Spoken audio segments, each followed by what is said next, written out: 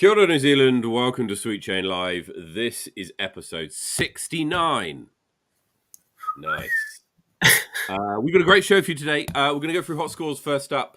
And then we had some communication from the board. Would you believe it? For New Zealand Disc Golf. Whoop, whoop. I know. I'm as astounded as you, and I'm sure everybody listening is. Now, so we're going to go through. We're going to give a little bit. We're going to have a little bit of a chat today, and that's going to be kind of the focus of our show today. So, without further ado, let's go through hot scores. Brady takes through the South. Through the South. Okay, let's start as ever in Invercargill. Probably pretty chilly down there, but not if your name is Ethan Stout. Hot round coming your way. 11 under par in Queen's Park for Ethan this week. Nice shooting. Over in Dunedin, Chingford Park, Sergey Sanin comes in at 2 under par for the hot round. And in Brockville, Tom McKay takes the hot round this week with 6 under par. Over to the Gardens in Queenstown, Russell King and Alex Page getting it done. Lakeside coming in at 12 under par. And at Tucker's Beach, Jin Cato comes in with a 5 under par for the hot round at Tucker's Beach. In Wanaka, over the Crown Range, Ely Point, Craig Anderson coming in at +3 this week. Temperatures cooling off there. But back and loving it, Kyle Martin, Lismore Park, 10 under par. Nice shooting. Good to have Kyle back on the course. Up in the Garden City, Jelly Park, Christchurch, Ashton Clark takes out the hot round this week with 11 under par. Brooker Ave, Joseph Barry shoots the perfect round, 9 under on 9 holes at Brooker. And at Queen's Park Reserve, we have, let me try to get these names right. Huani Arahanga and Dylan Deadman Nahiwi coming in at 5 under par. Warren Park, we have Dylan Budgie and Willie Taratna coming in at -8. And to round out the South Island, Chris Corbin gets it done with 5 under par at Taylor River Reserve in Blenheim. Matt, run us through the North. So up in the North, starting in Wellington at Berhampore, Simon Fogarty, Keith Furlow and Brady Cush couldn't decide who wanted to take out the hot round, tied as they were on 5 under par. Brady did, however, take it out at Hikoikoi Reserve with another 5 under par, so well done to him. And at Harcourt Park, Keith Furlow got it done with a 2 under par in Upper Hutt. Further up the country, Flavio Mayorga and Arthur Horn hit 5 under at Linklater. It seems to be quite a popular score this week. Flavio Mayorga also made the trip up to Maryland's and was joined by Katie Hoffman and Amy Whitmore, and they all hit even par at Maryland, so well done to the 3 of them. Over at Spa Park, on the red course, Steve Lawson takes it out with a 4 under par, and at McLaren Falls, Anthony Rogers shoots a very impressive 6 under par. Not too bad with the Toronto Extreme just around the corner. And then Richard Waterson takes out Henderson with a 12 under par on the league layout, so congratulations to him. Right, some really good scores from around the country. Not much in the way of sanctioned disc golf being played at the moment, either PDGA or otherwise. It's been a bit quiet. It's kind of the off season, I guess. It's cold and wet. I haven't played for weeks, to be honest. I'm looking forward to this Sunday. I am going to play this Sunday.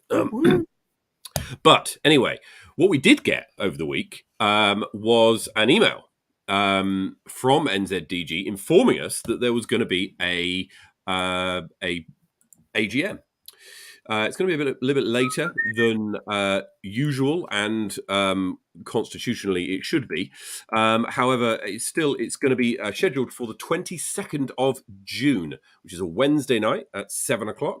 If you're a member of NZDG, which basically means if you've played in an NZDG sanctioned event in the last 12 months, then you are a member, and you should have got this email. So if you didn't get the email, hit up the secretary of NZDG and they shall resend it to you to ensure that you've got all the details for the Zoom account. It is being held virtually, so you will have to log in to the Zoom meeting. And first up, I'd encourage, whatever you're going to do, I'd encourage everybody to attend the AGM. It will only take, half an hour, 45 minutes, I suspect. Maybe a little bit longer, but I mean, it can't be more than that. And I'd encourage, first up, everybody to attend. show your support for it, even if you just got it on in the background and you're busy doing chores or playing disc golf or whatever. Then make sure you tune in on Wednesday, the 22nd of June. Quite a lot of time still before then, so there's a few key dates in the run up to that. Now, if you want to be on the board, okay, then you need to submit your application to be on the board, or rather, submit your nomination and a seconder from one of the members. Send it through to the secretary before 7 o'clock on June the 2nd. Okay, so June the 2nd is next Thursday. Next Thursday, right? So before this show airs next week, all the potential candidates will be in with the secretary. The secretary will then notify everybody by the 12th of June, which is a Sunday, so a week the Sunday after, right? Now, from that point, we'll all know who's going for what positions, and then there'll also be a link to be able to vote for your people prior to that. In that email that comes out on the 12th, and you can do so electronically up until 24 hours before the AGM. And then you can vote at the AGM as well. There'll be a methodology for doing that. And they normally get in an independent company to help with the voting to ensure that it all goes fine and people aren't cheating and whatever. So there's normally an external adjudicator. I don't know who they use, but they're fairly well respected. So the AGM, just to repeat, is on the 22nd of June, Wednesday, the 22nd of June. At 7 o'clock. Check your emails. It was sent I received it at 20 past 10 on the 23rd of May on Monday. So check your email if it got lost in your spam or whatever. Right. Lots to unpack. The first thing to note is that the whole board are standing down. Okay, so nobody on the current board is deciding to run again. What that means is that we're going to have a brand new board from the 22nd of June. Brady, what are your thoughts? On a new board? Yeah. It'll be interesting. To be fair, this will be the first time in like my tenure of like playing disc golf in New Zealand that it's an entirely new board. Like there've kind of been a few I wouldn't say like fights or controversy or anything like that, but there have been a few like shakeups, like there have been a few times where there we go. There have been a few contested elections throughout my tenure while I've been here. So it'll be interesting to see how it all shakes down and who wants to stand up. I do know that with so many clubs around the country, there are quite a few passionate individuals who already have quite a bit on their plate. And so it'll be interesting to see who will stand up. Like I wish, we could get the nominations kind of early. I'd love to know like who is running. It would be kind of nice. I'm almost tempted to, can we do a power rankings for elections? I'm not sure we can. I'm not sure we can do that. But what we can do is we get notified of who's running on the 12th of June, along with everybody else. And I have to say, we're just before anybody thinks anything, we're kind of no one in all of this. We're literally just commentating on it. We're just a couple of guys talking about it. So that we're not in on the process or anything. So please don't think that we are. We'll all be notified on the 12th of June that of the people who are running. And then the AGM's not until the 22nd. So our show on the 16th, we're going to be reaching out to all the people who have put their names forward to come on the show on the 16th. And we can have a little chat to them about what they foresee and what they want to see in their in if they were to be successful in the election. That'll be on the 16th of June. So yeah, got a couple of good episodes coming up actually, because the one on the 9th we've got something cool planned as well. So listen out for that. But yeah, look, whole replacement of board. I think in the past, on reflection, we've kind of, when I say we, I mean I'm happy to take responsibility here, have bashed the board around a little bit. for essentially, in my eyes, not fulfilling their responsibility. Now, that can look as if that I'm just sort of bashing them because I do this show and it's easy for me to do it, and I can spout off and say whatever I like. That's really not my intention. Well, I don't know, but what I will say is that we want to, with this show, help people out there who might be thinking, I really want to be involved, but I'm not sure how. I really want to be involved, but I'm not sure what would be the right kind of role for me. Or I've heard about this role that does this. Is that what it's all about, or are there other things involved? So we're going to go through some of the board positions in a minute and give you a bit of a flavor for the kind of thing you might be signing up for if you want to run. And I would encourage anybody who wants to get involved, who wants to be part of the future of New Zealand disc golf, to do so. This is a fantastic opportunity. With the whole board leaving, what they've done is they've gifted the New Zealand disc golf community a fantastic opportunity to springboard New Zealand disc golf and the organisation into the future with a fresh set of people on the board. None of the previous politics, none of the previous controversies, none of the previous conflicts of interest, and really kind of get to start again, kind of draw the line. All right, the last year, we can talk about how it might have been a missed opportunity with the growth of the game, whatever. We can talk about that another time. Right now, let's focus on the future, and let's focus about getting in an effective, determined, competent board that's going to take the New Zealand disc golf into the future. Because if you think anything like me, you really enjoy the sport, enjoy the community, and it's a big part of your life, and you want to see it kind of respected like that. So, how does that sound, Brady? Should we get on with it? Yeah. Right now, what do we got? Take us through some of these positions. What can people look out for when it comes to like putting their hand forward? Right. Well, let's start, shall we? Let's start at the top. Oh, come on. You don't want to start here, Matt?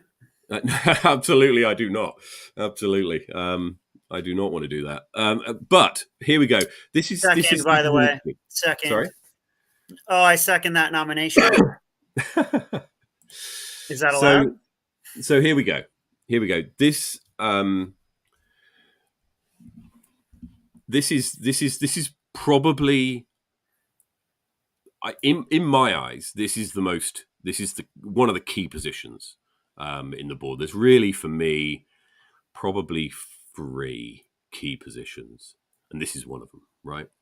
So, I was going to say, take me through that. So, like, what on this list makes this a key position for you? Like, right, why is the chairman so important?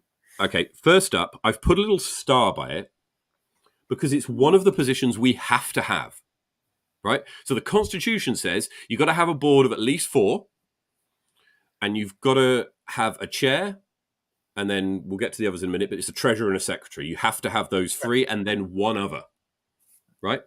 And they've all got to be different people. You can't have someone be chairman and treasurer. That's not allowed. And you can't... And so those 3 have got to be 3 independent people, all right? The reason why this role, I think, is one of the most important is and I will say, actually, before I do, the points we've got on here, they're not exhaustive. There'll be other things that people will do, and there'll be other things that people will be shouting at me going, oh, yeah, but they do this as well. Absolutely right. This is not an exhaustive list. I've tried to pick out the main kind of things and kind of translate them somewhat from the NZDG constitutional language, which, if you chat to Paul Deacon, and please do, will you'll get an idea of the kind of wording used. Right. Okay. So it's really important because it's the figurehead, right? It's the leadership role. It's the person who sets the direction and strategies and vision and plan for the whole organization. right? So you think about all the leaders in whatever thing you might be doing. It might be the CEO of your work. It might be the prime minister. It might be the head coach or of your favorite sports team, right? Their responsibility primarily is to set the direction and say, this is where we want to steer the ship. This is my idea for the future. And they give a vision. They talk in language, hopefully, which allows people to see what the future might look like. A vision is called a vision because you want to convey what you're seeing in your head and in your mind as what you think the future looks like. And this role, I think, is that's where this role really comes into its own. Sure, it's got a lot of kind of what you might call kind of things you kind of have to do, the kind of nitty gritty, like you've got to chair the meetings and ensure the constitution's followed, and you've got to make sure there's quorum at the meetings you go for, etc. But it's much more than that. The main grunt of this role is the person is about setting the vision and saying, this is where I want to see us in 12 months' time. This is kind of stuff that I want to have seen us achieve. And they're also then responsible for ensuring that the directors, who are probably the ones who are going to do more of the grunt work and more of the kind of pushing it along, have got the support they need in order to do that. There's other things I've got on here: represent New Zealand disc golf to media, government, sponsors, etc. And they've got to do a report on NZDG at each AGM, which we should look forward to. Any thoughts, Brady? No. I mean, like you covered it. You also peg a visionary leader as the chair. I've also seen like chairs be very good who are supportive. So not necessarily the vision setter themselves, but you talk about it in the bottom of like sometimes it's the directors who are the ones like setting the vision and having the goals, and the chair just does a really good job of supporting and keeping them all together, if that makes sense. And so like still steering the ship, but not necessarily like setting that vision. I've seen that as good chairs doing that as well. Yeah, so it's a great position for somebody who's, and look, you don't need to have had any other previous experience. We'll talk a little bit more about, personally what I would like to see in the what are they called? What do they call them? In their letter of candidacy. I'll explain a little bit more what I would like to see in the letter of candidacy from all the positions a little bit later on. But the chair, I think, is one of the most important ones. So look, you don't have to have had a previous experience as a CEO or chairman of the board or whatever. Anybody can do this, right? All you got to do is be over 18 and a member of New Zealand Disc Golf in order to be appointed here. There's heaps of people available, and you might be one of those people. You might be sat there going, actually, do you know what? I think I can do this. I think I can be. I've got a good idea of where New Zealand disc golf should go. And if that's you, back yourself. Back yourself. We'd love to see people step forward. Right, next one. The next one on the list is secretary. So the secretary role. Oh, you're right. Okay. The secretary role is it's more administratively heavy than some of the other roles. Record board meetings, keep the membership register up to date. That's got to be a nightmare job, eh? Keeping the membership register up to date. I mean, that's going to be changing all the time with new tournaments and making sure people's contact details and all that are kept up to date as best as possible. Ensuring all correspondence is received and replied to in a timely manner. It would suit somebody who's got attention to detail, who's got who's very methodical, who's very organised. They oversee the elections and liaise with the national and international sports organisations. So that might be Sport New Zealand or the PDGA, and so it's a role really suitable for somebody who's quite organised, who wants to keep themselves. Has really got their kind of ducks in a row when it comes to sorting things out. We all know those kind of people, eh? Well, like also it could just be that quiet person who likes to listen, like who's a good listener and who can take notes. So a Totally. lot of times, like the secretary is the unsung hero of, like a board where, like they just quietly ticking away in the background, like making, yeah, like crossing all the T's, dotting all the I's. And so, like secretary might be one of those, like, oh, are you a little bit nervous about, like you have to be up in front of people or running meetings and that Mm, kind of stuff. It's like, nope, you kind of, you get to hide behind a computer screen a little bit or your laptop and keep notes and like that kind of stuff. So, there's absolutely nothing wrong with, oh, like you're super passionate, but you might not be as outgoing, but you still, like want to do your part, like, well, maybe the yeah, totally. secretary is for you. Yeah, yeah. And a lot of this stuff is built in now, like with the website, their email addresses for all the board positions now. So this position is actually a lot easier than it used to be. So the idea too that, working closely with the tour director, a lot of that, and the president or the chair, like that, it's considerably easier than it used to be. So it's not Mm. as much chasing around, more of, yeah, just dot an I here, cross a T there, and yeah, you're good to go. Absolutely. I mean, you don't need to be some Steve Jobs visionary to make an impact in New Zealand disc golf. This is a really key role. And it's got a star by it because we need one. You have to have a secretary. So, yeah, so that's the next position that we've got. Third position that we've got tonight is another mandatory one. Can you guess what it is? The money man The or money woman. man or woman, indeed. It's the treasurer. We've got to have one of these. Keep proper accounting records. Prepare financial statement. It's basically the money person, right? Ensures the bills are paid and debts are received. Ensuring fiscal compliance. Yeah, making sure that all those $7 are paid. Eh? Um, Uh, to be fair, it's one of the things that's not talked about quite a bit, and it's the one opportunity that I think I'm most excited about that people might not know. So, for you listeners out there, if you're wondering, like, oh, where does this $7 go? mm, Well, now's your chance to have a say. Last I checked, last I knew, there's something like $15,000 sitting in the NZDG account waiting to be spent wow. or used or allocated or, you know, talk about growth of the game. What would you do with $15,000 to improve New Zealand disc golf or disc golf around the country? What Mm, would you do? Would you send, our national champion to the Champions Cup every year? Would you send, would you put on a tournament? Would you like match play? Would you have a like touring kit of baskets and tee pads and signs and all of that mm, that could travel the country? What would you do? Like in the idea that exactly where do all these $7 go? How do you make sure that all the $7 are accounted for? We are a nonprofit. There's nothing more satisfying than, like making the book, equals zero at the end of it. So mm. yeah, definitely a fun position in the idea of, yeah, if you have an idea, this again, another kind Mm. of quiet, necessary position that it's like, oh, are you good? Are you organized? Are you a details oriented person? Do you like kind of, are you a mystery kind of person? Do you like following things to the end of like, oh, where'd this receipt come from? Or, so and so hasn't paid this invoice from that tournament. Like, let's follow that up. Are you a detective?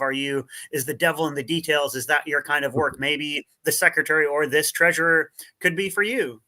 Yeah, totally. I mean, and you may not be the person who necessarily comes up with the ideas, but you probably are the gatekeeper, which says whether something could be afforded or not. So you'd certainly have a big say in the way that money is spent. And just in case anybody's wondering about this $7 we keep banging on about, $7 of every player's entry fee to every New Zealand disc golf sanctioned event goes to New Zealand disc golf. So that's what we're talking about. So you take the number of events that are held across New Zealand per year. It's got to be what, 25, something like that. I'm guessing now. I haven't Sure. counted.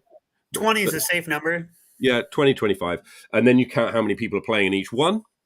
Okay. And, I don't know, 100. average. Yeah, but the average is probably closer to about 60 to, let's call it 70, 75 maybe. So that's 75 times 20 times 7, which is quite a big number. And yeah, some of it goes towards covering insurance, and there'll be some other administrative costs, etc. But a large part of it won't be going towards that, and the treasurer will have is a role that's really important to ensure that the money of New Zealand disc golf is kept and spent well, as well as collected appropriately. Well, and the other thing too is I'm pretty sure in kind of past elections over the last like 3 to 4 years, they've also elected and had accountants and two different accountants, one in Auckland, one in Wanaka, I believe, who have been helping out and who are kind of like on minor board or like kind of the like treasurer committee. So the idea of, like you have heaps of help. So don't think that you're on it alone. There are heaps of other members who are here to help Mm. you do that kind of stuff. Like, and I'm hopefully the handover will be good. Like I was super happy to finally have correspondence. So yeah, like looking forward to a good handover as well to let this new board, like kind of hit the ground running. Totally.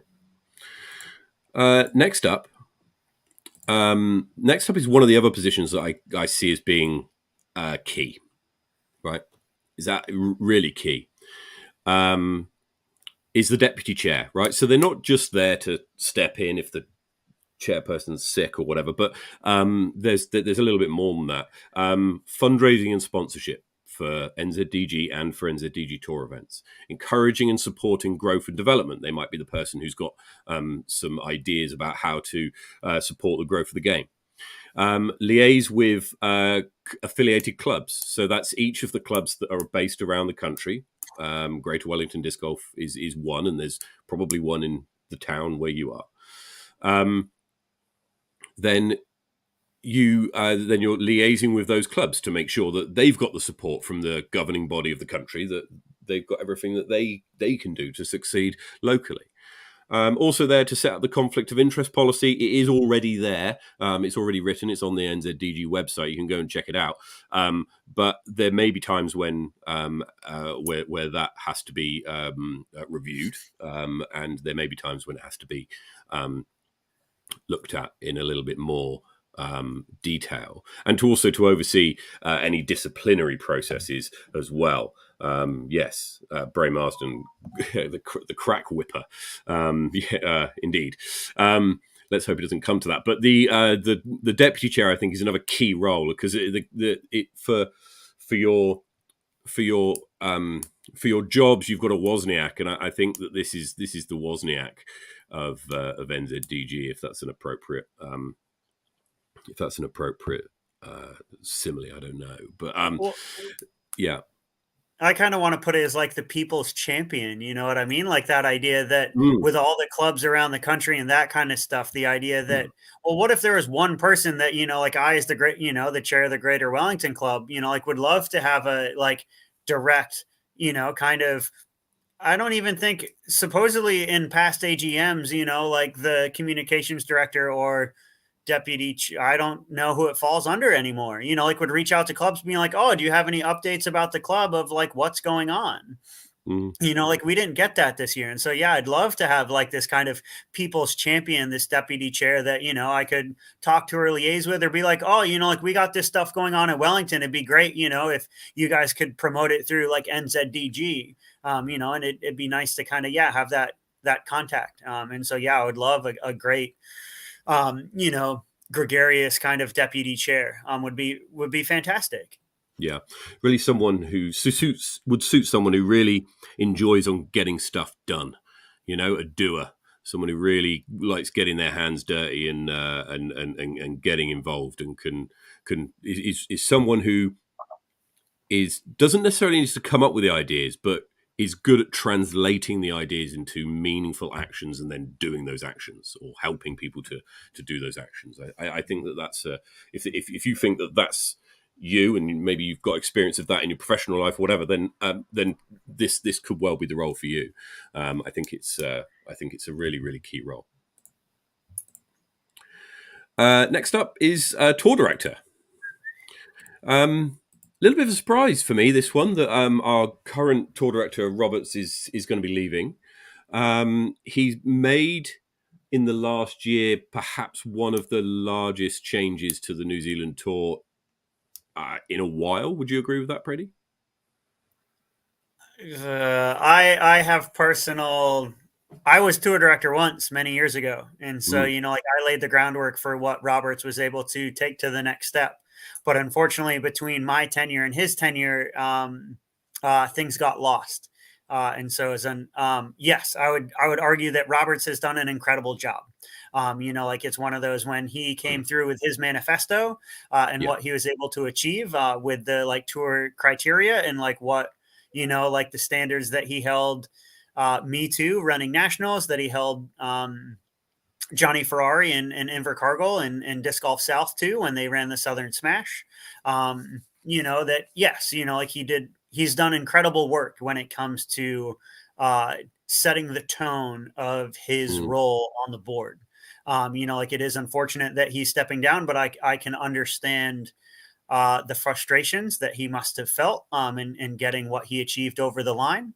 And so, like, yeah, it's definitely a bit of it's a shame, but I would argue that the cornerstone and the foundation that like he has laid and other tour directors have laid before him, is a great starting point for whoever wants to take this on. mm, And the idea sure. with so much coming up in the world, the idea that tour director is, yeah, like absolutely essential. Like the idea that our organization is majoritively it's events and tournaments, like, and that's what this organization is all about. So the Yeah. idea that you have one person who's leading that charge, who is that point of contact when it comes to everything, like the buck stops with me kind of person. Mm, Like, yeah, this is definitely if if you want to be in the know, if you want to know what's going on, if you want to know what's coming up, if you're one of those people who, yeah, like is thinks ahead, likes to plan ahead, is organized, like is good with deadlines, this is a perfect role for you. Yeah, and it's definitely a Roberts created everything, like that the tour criteria is back and better than ever. Like mm. deadlines are back and better than ever. Like it's built for you. You literally just are you a checklist kind of person? Do you like checking things off a list? Then this is the role for you. Roberts made you a checklist, like run with it. It's awesome. Yeah, I mean, you're absolutely right. Though it's a sport that it revolves heavily around, especially at a national level, around the tour and the events. I would argue that one of the roles that this job has, sorry, um, perhaps this year more than other years. Certainly, I hope in more than years in the future, is bringing back a bit of prestige to the New Zealand tour in terms of the tour winner or the tour leader, um, and the way in which the tour points have been done and communicated in the past, I found a little bit confusing. And I've got a data analytics team to help me out, and I find that if there's, for me, New Zealand disc golf tour points don't really mean a great deal, and I think that that's a shame. You look at overseas and the DGPT tour, and who's winning in tour points is a big deal, right? I don't get that same sense, albeit you could argue that it would be uh, fit for size.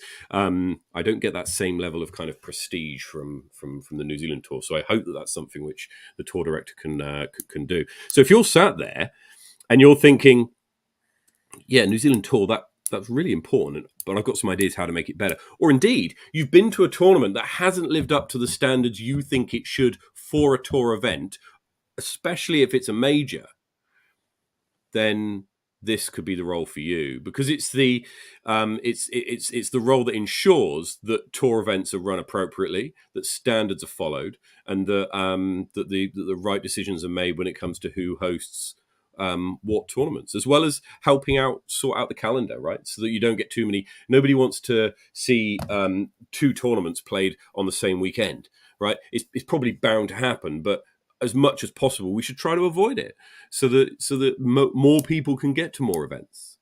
You don't agree with me? I don't, not at all. So in the world that we live in currently, right, where Yep. there are weekends free, Yep. right? Do you think that it would be right to put, for example, an event on a I don't know, there was a clash. Where was the clash? There's often King Country Classic clashes with Queenstown Classic, or at least it has in the past, I believe.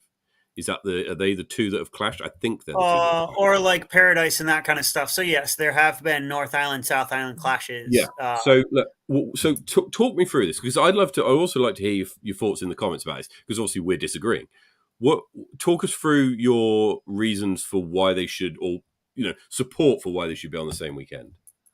Well, it's one of those that for me, this is so what like number 3.3, ensure tour events are run appropriately.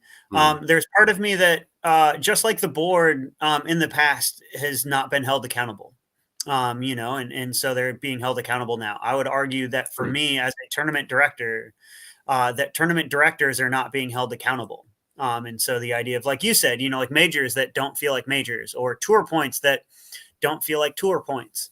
And so that idea for me, I would argue that like over time, I don't mind if two things are the same weekend, but I would argue that theoretically one of them should be like a major, or, like it's built into the tour criteria of 60 point or 50, that there are different levels, right? So like the PDGA has like A tiers, B tiers, majors, C tiers, all of that, and so that idea of, right, well, there are two events, and arguably some are going to be easier. And with the growth of the game that we are seeing, with tournaments selling out within hours, if days, weeks, whatever it is, that we're going to need more than one event on one weekend.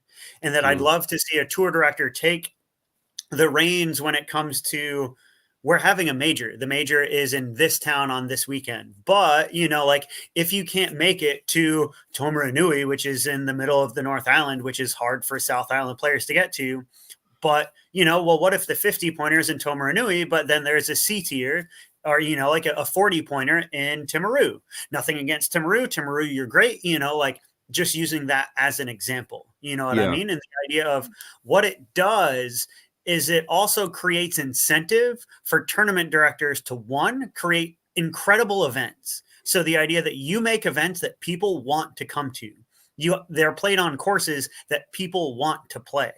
So that idea of, and then they're held accountable by the tour director, if that makes sense.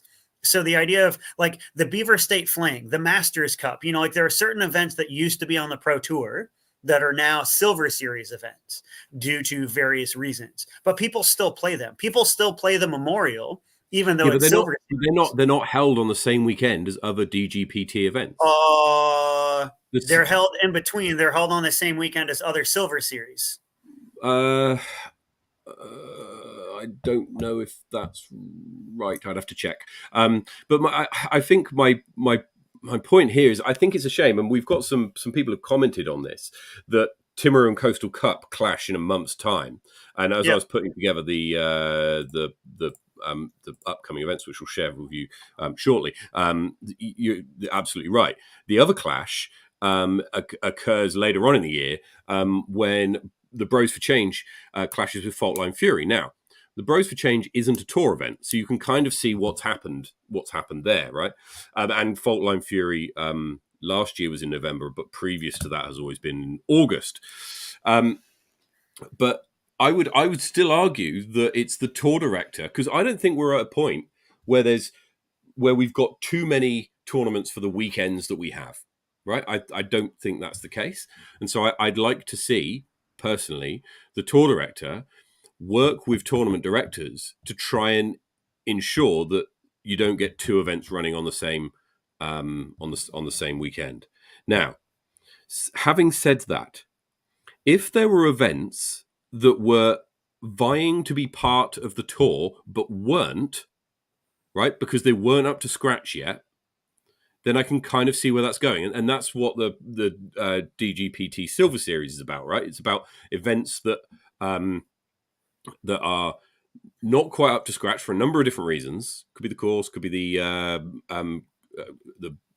availability for coverage, could be the payouts, could be the whatever it is, right?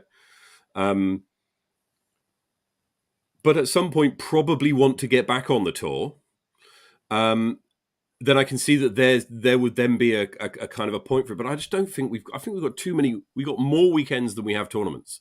So if it can be arranged, then why not have them on separate weekends? So, for example, that both in terms of the Timaru and the Coastal Cup, right? There's the weekend before and then 3 weekends after both of those tournaments when one of them could be run. And then if there's someone going, hey, I want to go to the Coastal Cup and I want to go to Timaru, they can do that. But currently they can't. And I think that it also does another thing. Because of New Zealand's geography, the natural split is North and South Island. Now, we might not be able to do anything about that, but what it does is it says, well, if you live in the North Island, you're probably going to go to Coastal Cup. If you're going to play disc golf in a tour event on that weekend, and if you're in the South Island, you're probably going to go to Timaru. Same with Bros for Change and Faultline Fury. I'm concerned that for Faultline Fury, we're not going to see anybody from Christchurch come up because you've got the Bros for Change Classic that's on the same weekend, and I think a little bit of communication can stop that. And what I wouldn't want to see is too many tournaments where you have this North Island players and South Island players. Right, so you have tournaments that are just full of North Island players because there happens to be an event on in the South Island on the same day. Now, appreciate that there will be some people who go between both, and it's not going to be completely split. But for the vast majority of the case, I suspect that what we will see in June for Coastal Cup and for Timaru is a split in North and South Island as to who goes to where. There'll be a few people who float about, but I would suspect that 90 to 95% of the entrants to both of those tournaments will be from the island that hosts them, and that wouldn't be the case if they were split on different weekends. Lies. Absolute lies. You don't reckon? I've been playing in this country for 10 years. You tell me one player who wants to play in both of those events, in either of those events. Heck, like, if you want to play in all those events, but you can't, leave a message in the comment below. Like, let me know. Because as a tournament director, as a tour director, the idea that we have been North Island, South Island split forever. Like, it doesn't matter if there's a clash on the weekend. The idea that there are less than a dozen, and like we are constantly fighting over like 2, 3, 4 players when tournaments are selling out at 160. Why then, if we have 160 people attending an event, are we worried about 2 people whinging because they're on the same weekend? What about the other 158 players who are coming to your event? Do they matter? Do they care? Like, I would argue that, like Phil said it in the comments. Thank you, Phil. I'm super passionate about this, that I think competition is a healthy thing. Don't get me wrong. I love catering and being welcoming to everyone, and yes, but like with the growth of the game, run a goddamn good event and make people come to your event, regardless of what island they live on, and like, until the point that like we're not selling out every event, I would argue we're going to sell out both. Just run a better event. Competition is healthy. I'm sick of this fighting over like 4 people, like cater to 156, cater to 160, like worry about those guys. Stop catering to the 4 who are going to whinge about it. Just make up your mind. You can't have everything, you have to make sacrifices. It's how it works. It's called life. It ain't fair. I'm sorry. There we go. Indeed. Well, what can I say? Brady for tour director is. Anyway, if you're somebody who's got Brady's passion for the way in which tours should be run, then this could be the role for you. You'd certainly have a big say in how things were done. You also get to decide. You also get to do some pretty cool things, like decide who is going to host nationals and who's going to host the North Island and South Island champs. So that's pretty cool as well. So yeah. Who's next? The next role. Not done. The next role we have is outreach. Whoop. Outreach. Now, I think this outraged or outreached. This is outreach. Now, I think this is perhaps a little bit of and it could be down to the to the incumbent absenteeism, but I think this is a little bit of a forgotten role. It's really an important one. It's an important one. It might not have the glamour of some of the others, but it is really important about what does NZDG look to someone who doesn't know about disc golf? To someone who just walks by the park and sees someone throwing a disc, maybe they see a flag in a park that they previously haven't seen one in because there happens to be an event going on there. What kind of things can New Zealand disc golf do to get out into the community, to get out into schools, into community groups, to places where disc golf isn't currently played, and put discs in the hand of people who might not otherwise have it. And Keith's view on this is the most important role in the game, and you could argue that it is. It's certainly the role that could have perhaps the biggest impact in future. Securing funding for outreach and education. So this is about getting funding from trusts, from donations, from other places for events to be able to be put on, for discs to be put into the hands of people, preferably kids, who have never had the chance to play before. Also really important from an educational perspective, to ensure that people are playing the sport safely. They're following all the guidelines that they should. And that everybody who might be in sight of a disc golf disc doesn't cop one to the head, and everybody goes away with a smile on their face. So yeah, look, it's a really important role. Brady, anything to add? Well, yeah, like I would argue that there are plenty of things going on around the world when it comes to like outreach. You have all, the Ricky White, the Saki Bomb Foundation. You have the Paul Macbeth Foundation. You have like Edge Disc Golf. You play disc golf.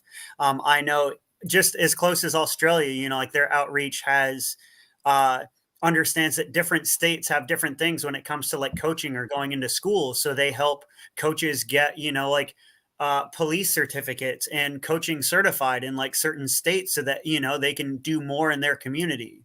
Like, yeah, I definitely think that there's heaps of growth within New Zealand, and the idea that we have funds when it comes to, you know yeah, what if you wanted to like host an event, or like you wanted to go into your local school and involve them, or your local retirement home. I would argue that there's you know don't get me wrong, like kids are the future of the sport, but I would argue that there's plenty of enjoyment and fulfillment out there for all players of all abilities and all ages.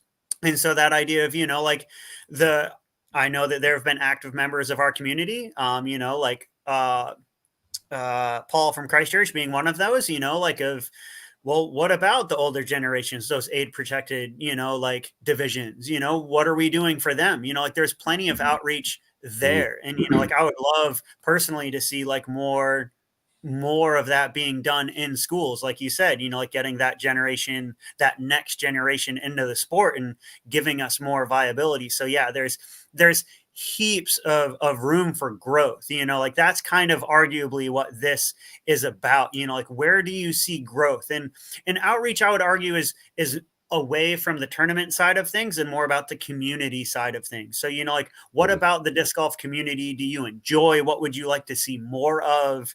Like this could be a really good spot for you. Like if you do like that grassroots, if you do like that kind of growth of the community, of the numbers, of the courses, like this might be the role for you. Yeah, look, it's a real kind of it's almost a role that's quite, you've almost got your back to New Zealand disc golf, and you're looking out towards the rest of the world. Do you know what I mean? And trying to improve the reach of New Zealand disc golf. And it's less about the current players and more about future players and players who perhaps haven't had chance to play before, or some people don't even know about the sport, which I think is a crying shame. But the yeah, it's a really really important role. If you think you're the kind of person who has maybe got ties with local community groups, or is very good at sort of getting in uh, with with people who have lots of influence, perhaps, or perhaps you're the kind of person who's organized this kind of thing in the past. I don't know, maybe for your local club. Then this could be the role for you. It's a really important role, but perhaps one that is more forgotten than others. but because it doesn't, it's not one of the big 3 or 4, but it's certainly really, really important, really important. Finally, this is position number 7 on the disc golf board, is communications. Why is this 7? This should be heaps higher on the list. Well, maybe, but these are not ranked in any order of importance. I'll let people come to their own judgment on that. Communications, it really is. I mean, it's about communicating with members. It's about communicating with non-members, members of the public, people who want to talk about New Zealand disc golf in the media. You're kind of you might be the front person for that, or you certainly would assist with the with how it would go along. You would manage the external facing Facebook sites, the website, any other things. I don't know if they got Instagram. Have NZDG got an Instagram? I don't know. Technically, but I think it's run by a non-NZDG board member. Okay, well, maybe the new communications director. I'm looking at you. Okay, well, maybe the new communications director wants to bring that under their stewardship. But being the first point of contact for queries and crucially getting the queries responded to in a timely manner. That's really, really important. I've spoken to more than one person who's had frustration in the past about not having their communications answered in a timely way, and in also ensuring the views of members are properly represented to the board. This is so important, right? This is so important for making sure that the board doesn't get in a little kind of in this kind of bubble and just kind of goes off and does its own thing, but actually remembers that they've got about, I don't know, 800 to 1,000 members, I'm guessing, probably more, that probably have views and certainly have opinions and of ways that things should be done. So communications is so important. Also key for just letting people know about things, right? Could be tournaments, could be upcoming AGMs and that kind of stuff. Making sure people have all the information they need is so important to the organization. And I was going to say, honestly, if for any of our younger listeners out there, who are in the know when it comes to social media, I would argue that New Zealand Disc Golf could, if they had a TikTok, oh my goodness. Are you an influencer? Do you want to be an influencer? Would you love to get like some experience using social media for, like a national governing body? Hello, New Zealand Disc Golf is looking for one, i.e. over there. Communications would be great for you. Like, do you like following a schedule? Do you know how to put an alarm in your phone to make a post? Like, is posting your kind of thing? Communications is simple. It's fun. It's playful. I miss the early days of Facebook, the early days of New Zealand Disc Golf, where Facebook was your end all be all. Maybe are you a website guy? You an IT guy? Like, do you think that you could add a couple bells and whistles when it comes to alerts and emails and newsletters? Like, do you like being in the know? This could be the perfect role for you. If you are frustrated and think, oh man, I could send out one email a month, hashtag Secretary New Zealand Disc Golf, like, come on. If you think you can send an email a month, this might be the role for you. So don't overlook it. It is arguably, for me, I find it super important, especially like that. Not only are you the liaison between members and the board, arguably more importantly, you are the connection between the board and the members. So that idea of those newsletters going out with you, shout out to Robert stepping up into the role, like he's tour director and he's the one who sent out the email about the AGM. So big shout out to him. So if you can draft a perfectly good email, if you make all your coworkers laugh, perhaps this is the role for you. Yeah, look, you're right, and it's not just about Facebook and etc. It's also ensuring that there's a whole heap of people out there who don't use social media or Facebook or for whatever reason. It's ensuring that you've got communication strategies that cater for as many as reasonable people within the association to be able to get the message out and be able to communicate effectively. Right, we've had a few. That's the final role actually on the board. There's 7. They're incredibly diverse. There's 7 very different roles that would suit 7 very different people. And that's kind of how it's been designed. I think you want diversity of opinion, diversity of background potentially. With a board like this. And so if you think that any of these roles might be the thing that you want or you need for, the next bit of your life to help out New Zealand disc golf, and you've got a passion for wanting to make a difference, then I would encourage you to put yourself forward. To that note, you might be sat there going, yeah, look, it's not for me. But when you're out on the course, you might get chatting with someone, and they might be talking about some of the roles. Encourage and support your local players and friends and club members if they show an interest. We'd love to see as many people put their names forward for these roles as possible. It gives, as I said, the competition makes it a lot. Makes it a lot better for us. Now, we've had some comments come through, so let's just address some of these comments, if we may. I'm just going to go back a little bit. Right, where are we going to go first? First one we're going to go is to Phil's, actually. I'm presuming this comment was in relation to the outreach director.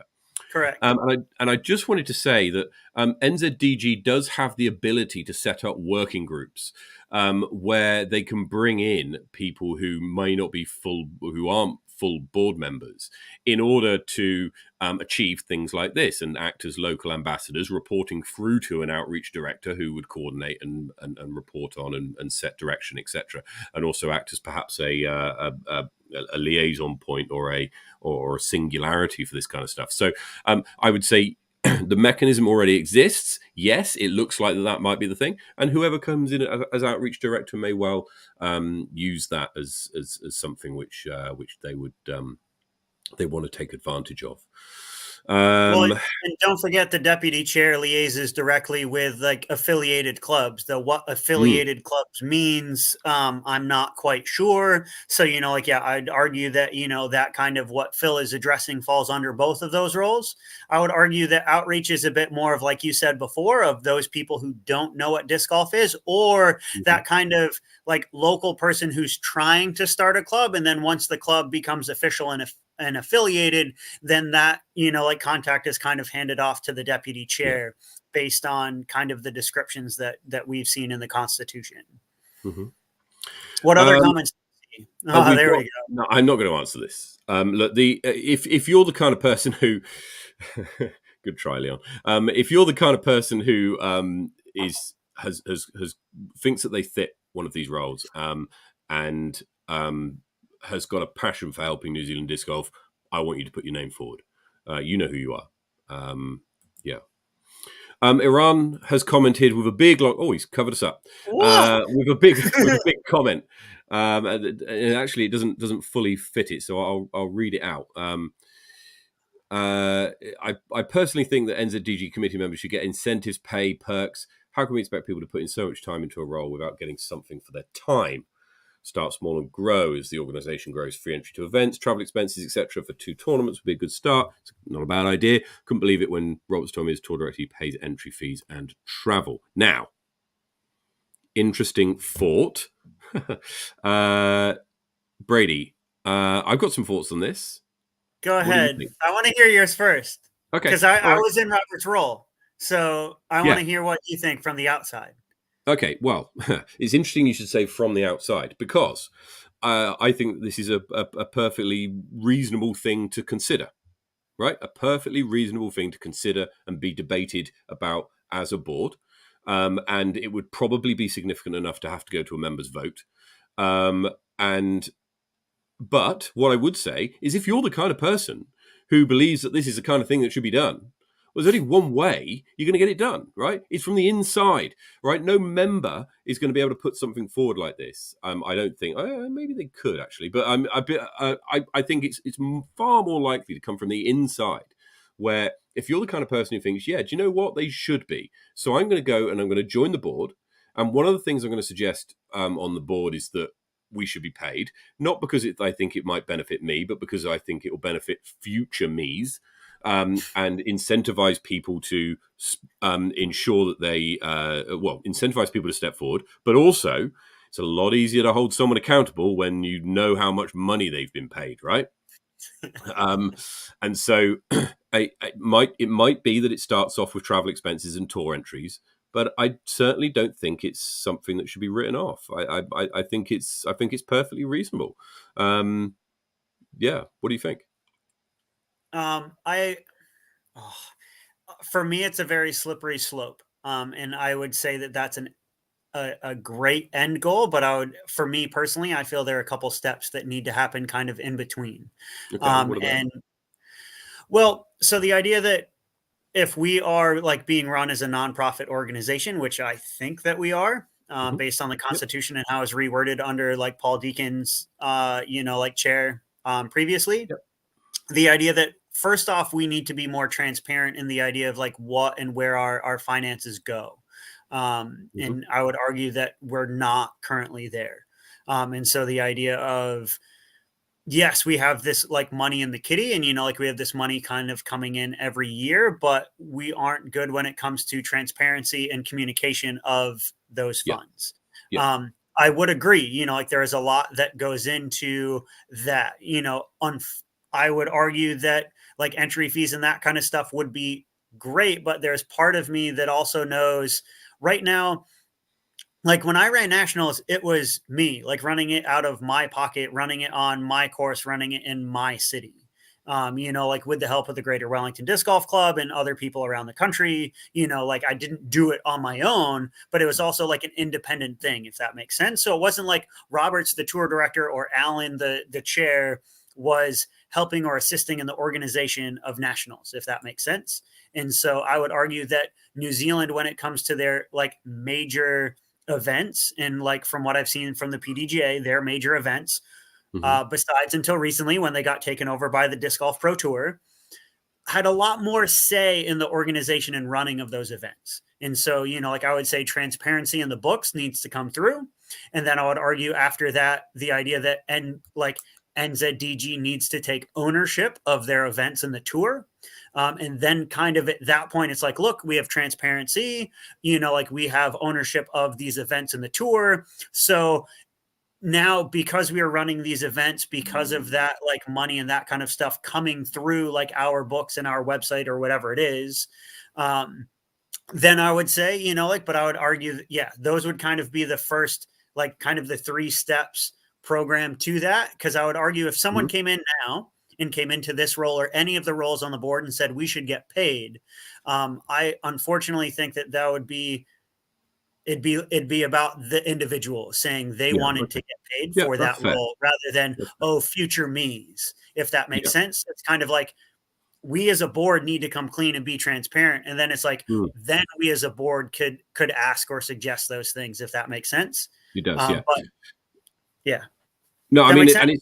yeah, it does, and you're absolutely right that it's not for profit, right? In the Constitution, literally after the purpose of the association, and even before they talk about the Disc Golfers Code, it's said that New Zealand Disc Golf is a not for profit organisation, and that members of the association are prohibited from making financial gain, essentially from the activities. So, I mean, it would require a constitutional change, which requires a members' vote. I believe there's someone who's more constitutionally versed who might be able to correct us there, but there would need to be a process that would go through, and I think that some of the things you speak about are probably essentials to that process. Yeah. And like I know from like running a club and doing that not for profit organizations, you can have salaries, you can have bonuses and all of that Hmm. kind of stuff. Yeah, And yeah. those are kind of like amendments to the Constitution. But the idea that like right now we don't really know where all of that is going. So the idea Yeah. that a lot of kind of fuzzy money and fuzzy math could kind of come into this equation. And so that idea of like, Oh, oh, hey, yeah. look, I'm So much getting of that. paid. Terrible. Oh, hey, Yeah. look, I sneak in and I put 15 grand in my pocket is kind of like, wait a second now. That's a little Mm. bit too much power too quickly. You know what I mean? Yeah, look, I think you're probably right. There's probably some way to go, but it certainly I don't think is a goal that should be ruled out because it's a not for profit organization or because of any other reason. I think if it's somewhere that if it's somewhere that the new board, decide that actually, do you know what, effectively will be more effective if these kind of things come in place, then I certainly wouldn't want to rule it out or prevent them from going through the appropriate steps to ensure it happens in a manner that's transparent and is okay with the members. Um, it seems that covering expenses is allowed. Right now, we don't know where any of it is going. Not an excuse. Yeah, absolutely right. I mean, you talk about this kind of slush fund that they've got that is sat there doing what? Not being invested, not being sat in a bank account is not helping people who don't play disc golf, and it's certainly not helping people who play disc golf be better disc golfers. So it's and so and there'll be other reasons why they should spend money, but for me, there's probably two of the main ones. Right, we just before we go, it's been a long old show actually. It's been a We good covered quite show. a lot. We've We covered talked quite a about lot, what we but needed to. We're we being did. part of the solution. We are. We're not just bashing the board over the head, which feels great. Now, there's there's a few things, however, just three things in summary. Three. Um, three things that I would say that I'd like to say to you, the people listening to this. First up, I've said it before, put yourself forward. If you think you're the kind of person who could step into one of these roles and you've got a passion for driving New Zealand disc golf forward in the future, then get involved. Put your name forward and get that letter of candidacy. The second thing I wanted to talk about is the letter of candidacy, right? In the past, and I've seen this in a number of places. In the past, I've seen letters of candidacy which have talked about the person and maybe a little bit of history about them, where they live and who their family is and where they first started playing disc golf, and and it's lovely. It's a lovely little story. However, when I am choosing who to vote for, I want to know a little bit more. I want to know about you, the substance and the kind of your feelings towards the role that you're applying for. What kind of strategies are you going to put in? What kind of ideas have you got? What how do you feel about a particular subject? I want to see some kind of human stuff. I don't want to necessarily see an autobiography, right? I want to see a little bit more than that. And especially if you're going for a role such as chairman or outreach, I want to know what your vision is. What do you see the future being like? I want to be able to read your letter of candidacy and at the end go, yeah, I can imagine that. I can see where you're going. And that's the kind of thing that I think is more likely to grab people's imagination. And if we do have a battle for who's going to, it's not going to be an actual battle, but if we're going to have a vote, put my sword away. But if you're going to have an actual battle, indeed, yeah. Then over who's going to do it, then I think it's going to you've got more chance of swaying 50-50 voters, people who may not know you, they may not live in your same town or may have never met you before. If you talk about a vision and something that people can imagine in their mind, and if they agree with it, they'll be on board. If they don't, they won't, and that's fair enough, right? If people don't.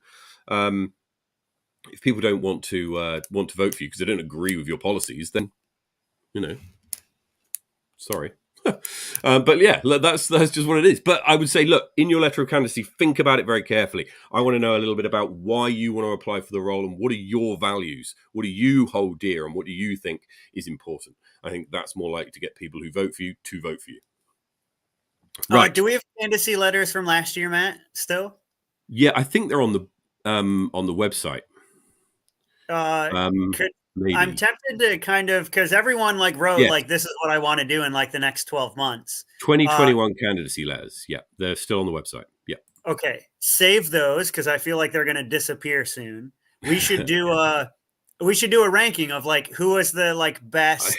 look, hang on, Let's hold because them. that's Let's nah, hold them because to account. I'm not that's trying to bash them. Be like, look, you came in with this vision. This is what you wanted to achieve, no, and then I, we can just give I a can, pass fail I over whether we totally, think I they did. totally agree with that. That's a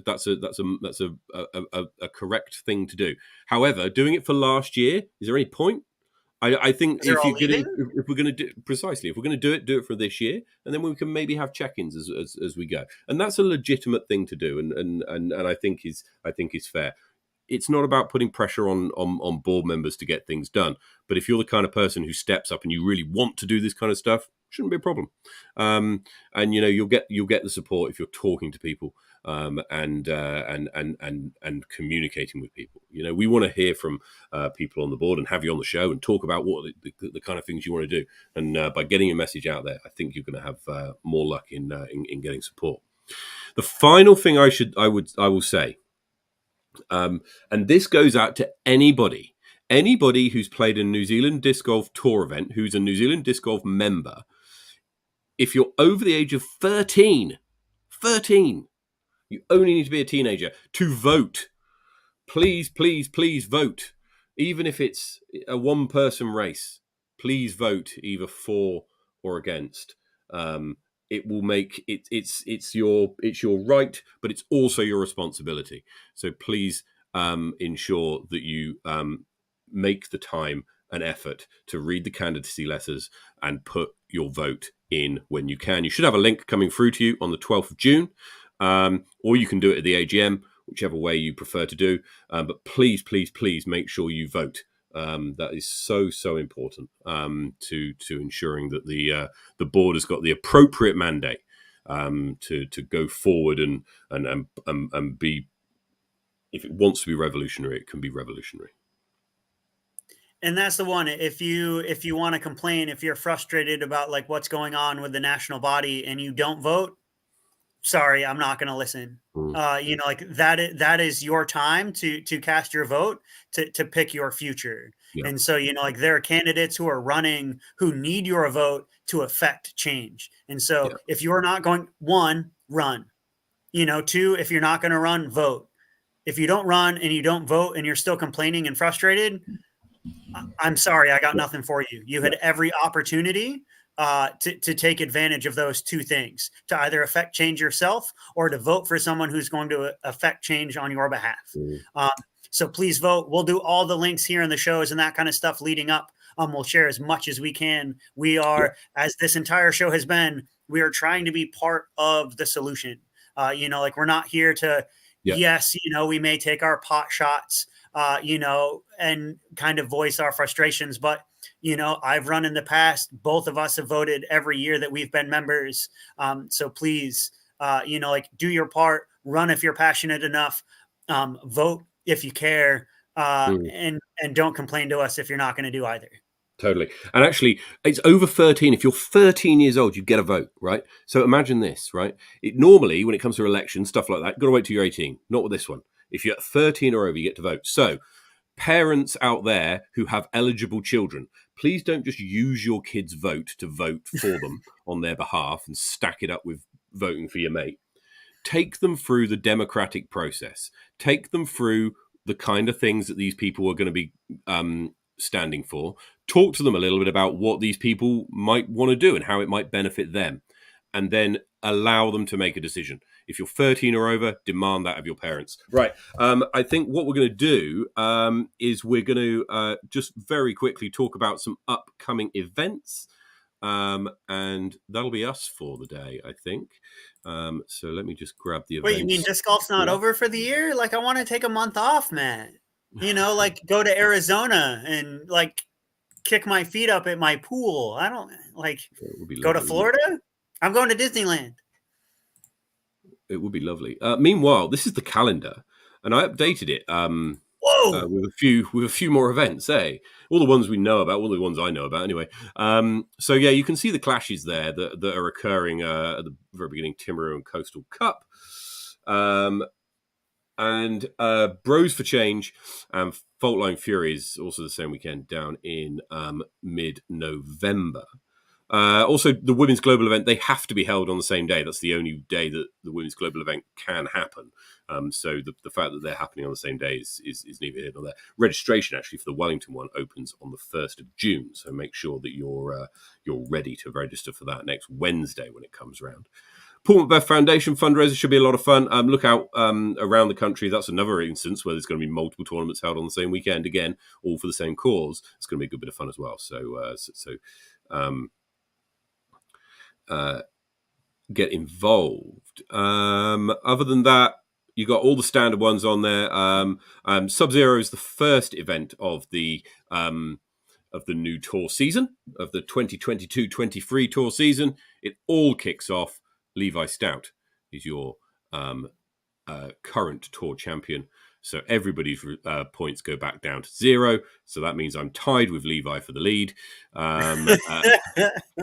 So yes, so congratulations to everybody who does well in those, and very best of luck.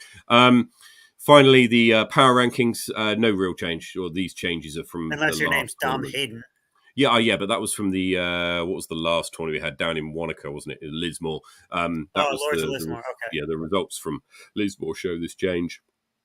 Dom Hayden climbing into the top 12. Right, that's it from us. Hope you found today's episode useful. Look out, because in 2 weeks' time, we've got a roundtable discussion. It's going to be a lot of fun, this, on the 9th of June, with a number of people from across New Zealand disc golf. We've got Jackson Sullivan, Morgan Hartfeld, Johnny Ferrari, Hayden Shaw, Robert Crastins, and Brady Cush, who will all be discussing the future of New Zealand disc golf. What a great time to actually have that discussion the week before we'll potentially having potential board candidates on the show as well. So good couple of episodes coming up. Wherever you're playing disc golf, take it easy, play well, get some birdies, and we'll see you next time.